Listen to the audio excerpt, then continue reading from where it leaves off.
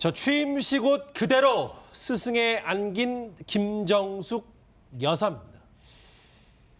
이 선거운동 기간 동안 남편 바보, 국민 콩깍지라는 별명을 얻으면서 적극적 내조로 주목을 받았던 김정숙 여사가 보셨던 사진처럼 취임식 직후에 첫 비공식 일정으로 목요일 숙명여고를 찾았다는데 이종근 실장님. 네네. 동문들이 선거 때 많이 좀 물심양면으로 지원을 많이 해준 모양이에요. 네, 그렇죠. 사실 숙명여고 명문이죠. 진명여고, 숙명여고, 양정고등학교 이 세 학교가 황실학교입니다. 황실에서 만들어줬다 해서 옛날에 교복에는 까만색 이런 어떤 라인을 몸에 이렇게 지니고 그런데 이제 숙명여고 출신들이 정가에는 그렇게 활발하게 진출을 안 했나 봐요. 그래서 정계 출신은 없는데 다만 그날 취임식 날 그 동문회가 있었대요. 그러니까 동창들 뭐 기수 모임이 있었는데 김정숙 여사가 워낙 활발하시잖아요. 그 기수의 대표인데도 불구하고 이번에 선거 기간이기 때문에 그 동창회 모임을 안 나가셨답니다. 그런데 하필이면 공교롭게도 그날 동문회가 열리는 것을 알고 이 취임 행사 끝나자마자 그 차림 그대로 달려가서 동문회에서 축하 인사를 받는 그런 모습이 연출이 됐습니다. 여고 얘기 참 잘 아시네요, 그렇죠? 그렇죠. 이 김정숙 여사는 더불어민주당 손혜원 의원과 동기 동창으로 알려졌는데 손혜원 의원이 과거 저희 채널의 프로그램에 출연해서 김정숙 여사에 대해서 이렇게 얘기한 적이 있습니다. 문 대표님을 제 친구의 남편이기 때문에 오래전부터 알고는 있었죠. 네네. 지난번 대선 때 제가 이제 마지막에 이분이 이 대선에서 네. 이제 떨어지는 거를 보면서 다음번에 저분이 나한테 만약에 도움을 요청하면 도와야 되겠다라는 결심을 했어요. 아, 그래요? 2012년에. 예, 뭐 실질적으로는 영부인으로서 첫 비공식 일정이다라고 볼 수 있을 것 같은데 굉장히 여고에 대한 애착이 강한 것 같아요. 그렇죠. 저 본인의 언니도 아마 같은 학교를 다녔던 것 같아요. 그리고 이 자매들이 모두 저 예술적 감각이 매우 뛰어났던 것 같아요. 근데 저 여고의 분위기도 아마 그런 취향의 분위기가 강했던 것 같습니다. 그러다 보니까 이제 뭐 자기하고 취향이 맞으면 더 애정이 갈 수밖에 없지 않습니까? 그렇죠. 그리고 실제 대학 갈 때도 이제 본인이 음대 가서 성악을 하겠다니까 아버지가 뭐 엄청나게 화를 내시면서 어머니하고 같이 마당에 벌을 씌웠다는 거 아닙니까? 추운 겨울에.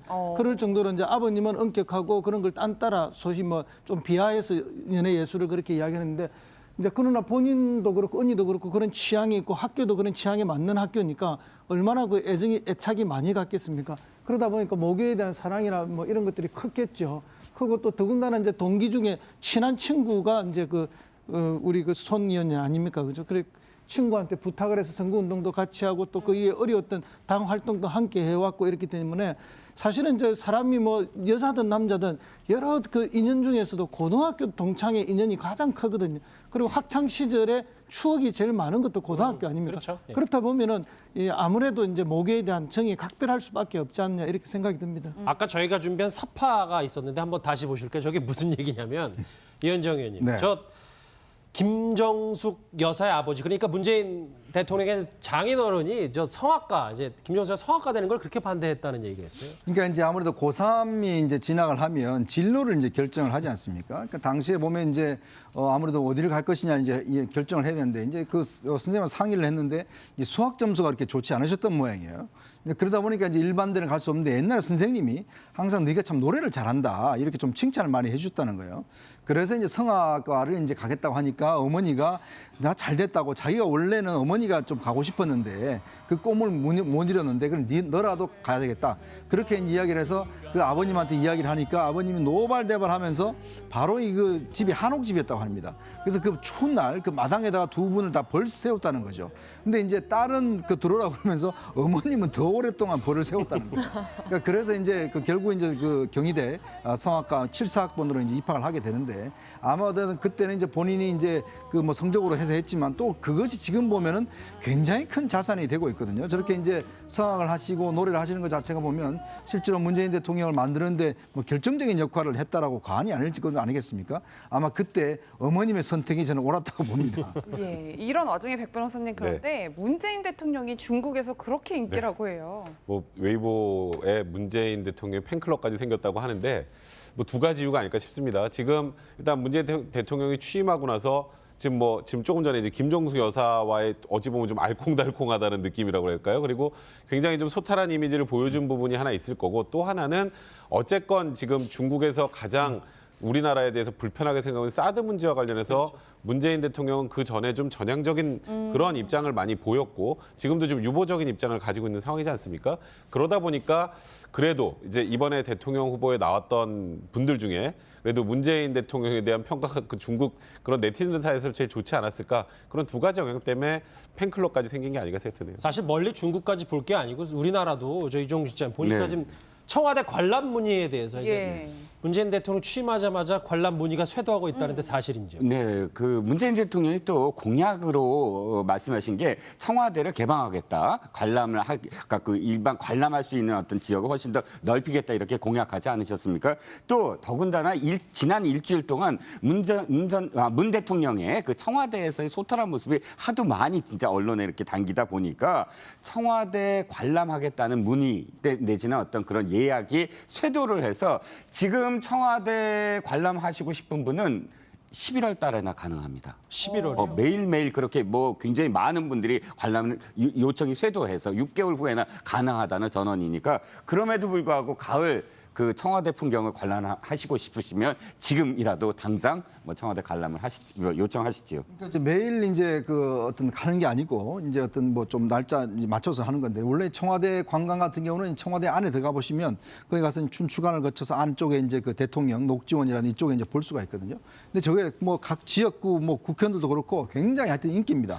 왜냐하면 서울에 한 번들 지역구 올라오시면 꼭 청와대를 한번 보고 가야 되고 또 이제 이게 또 국회 한번 보고 가야 되고 이렇게 일정이 돼 있기 때문에 그 일정 자체가 원래 예약이 하기가 굉장히 힘듭니다. 그렇네요. 그러니까 이것도 하려고 청와대에다 부탁하는 분들이 그렇게 많아서 뭐 미리 좀 넣어달라고 하는데 이게 안 됩니다. 이 부탁 자체가 기능한답이 됐기 때문에 더 이상 부탁도 할 수 없고 빨리 인터넷에 등록하셔야 되는데 아마 이제 2019년 지나고 나면 그때부터는 청와대 자체는 이제 아예 개방을 하시려고 해요. 그래서 이제 그 청와대가 옮기게 되면 저기하고 관저는 아마 쉽게 관광을 할 수가 있을 것 같습니다. 문재인 대통령과 김정숙 여사를 들렸던 소소한 에피소드 얘기로 정리를 해봤습니다. 김정숙 여사의 아버지, 그러니까 문재인 대통령의 장인어른이 저 성악가, 이제 김정숙 여사 성악가 되는 걸 그렇게 반대했다는 얘기가 있어요. 그러니까 이제 아무래도 고3이 이제 진학을 하면 진로를 이제 결정을 하지 않습니까? 그러니까 당시에 보면 이제 아무래도 어디를 갈 것이냐 이제 결정을 해야 되는데 이제 그 선생님과 상의를 했는데 이제 수학 점수가 그렇게 좋지 않으셨던 모양이에요. 그러다 보니까 이제 일반 데는 갈 수 없는데 옛날에 선생님이 항상 네가 참 노래를 잘한다 이렇게 좀 칭찬을 많이 해줬다는 거예요. 그래서 이제 성악과를 이제 가겠다고 하니까 어머니가 나 잘 됐다고 자기가 원래는 어머니가 좀 가고 싶었는데 그 꿈을 못 이뤘는데 그럼 너라도 가야 되겠다. 그렇게 이야기를 해서 그 아버님한테 이야기를 하니까 아버님이 노발대발하면서 바로 이 집이 한옥집이었다고 합니다. 그래서 그 추운 날 그 마당에다가 두 분을 다 벌 세웠다는 거죠. 근데 이제 딸은 그 들어오라고 그러면서 어머님은 더 오랫동안 벌을 세웠다는 거예요.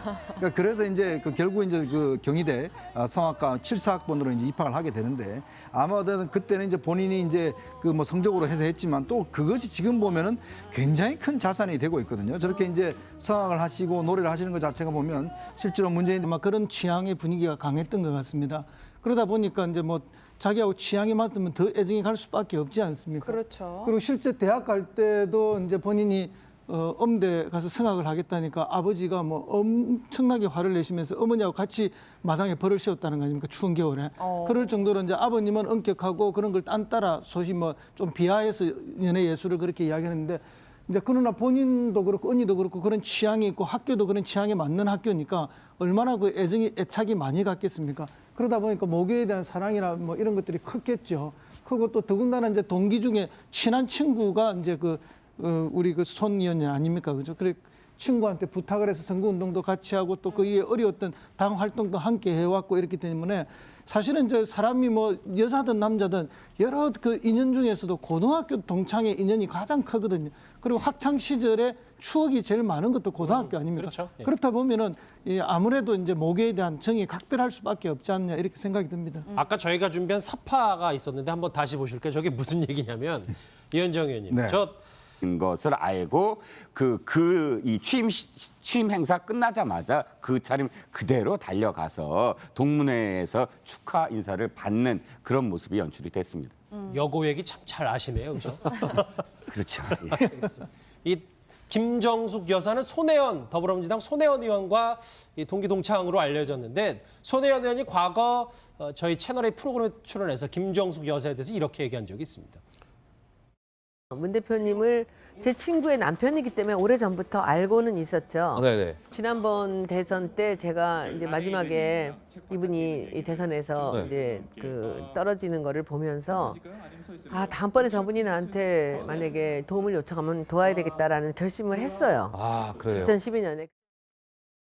예, 뭐 실질적으로는 영부인으로서 첫 비공식 일정이다라고 볼 수 있을 것 같은데 굉장히 여고에 대한 애착이 강한 것 같아요. 그렇죠. 저 본인의 언니도 아마 같은 학교를 다녔던 것 같아요. 그리고 이 자매들이 모두 저 예술적 감각이 매우 뛰어났던 것 같아요. 근데 저 여고의 분위기도 저 취임식 옷 그대로 스승에 안긴 김정숙 여사입니다. 이 선거운동 기간 동안 남편 바보, 국민 콩깍지라는 별명을 얻으면서 적극적 내조로 주목을 받았던 김정숙 여사가 보셨던 사진처럼 취임식 직후에 첫 비공식 일정으로 목요일 숙명여고를 찾았다는데 이종근 실장님. 네네. 동문들이 선거 때 많이 좀 물심양면으로 돈을 많이 지원을 많이 해준 모양이에요. 네, 그렇죠. 사실 숙명여고 명문이죠. 진명여고, 숙명여고, 양정고등학교 이 세 학교가 황실학교입니다. 황실에서 만들어졌다 해서 옛날에 교복에는 까만색 이런 어떤 라인을 몸에 이렇게 지니고 그런데 이제 숙명여고 출신들이 정가에는 그렇게 활발하게 진출을 안 했나 봐요. 그래서 정계 출신은 없는데 다만 그날 취임식 날 그 동문회가 있었대요. 그러니까 동창들 뭐 기수 모임이 있었는데 김정숙 여사가 워낙 활발하시잖아요. 그 기수의 대표인데도 불구하고 이번에 선거 기간이기 때문에 그 동창회 모임을 안 나가셨답니다. 그런데 하필이면 공교롭게도 그날 동문회가 연이는 대통령을 만드는데 뭐 결정적인 역할을 했다라고 과언이 아닐 것 아니겠습니까? 아마 그때 어머님의 선택이 저는 옳았다고 봅니다. 예, 이런 와중에 백 변호사님 그런데 문재인 대통령이 중국에서 그렇게 인기라고 해요. 뭐 웨이보에 문재인 대통령 팬클럽까지 생겼다고 하는데 뭐 두 가지 이유가 아닐까 싶습니다. 지금 일단 문재인 대통령이 취임하고 나서 지금 조금 전에 이제 김정숙 여사와의 어찌 보면 좀 알콩달콩하다는 느낌이라고 할까요? 그리고 굉장히 좀 소탈한 이미지를 보여준 부분이 하나 있을 거고 또 하나는 어쨌건 지금 중국에서 가장 우리나라에 대해서 불편하게 생각하는 사드 문제와 관련해서 문재인 대통령은 그 전에 좀 전향적인 그런 입장을 많이 보였고 지금도 좀 유보적인 입장을 가지고 있는 상황이지 않습니까?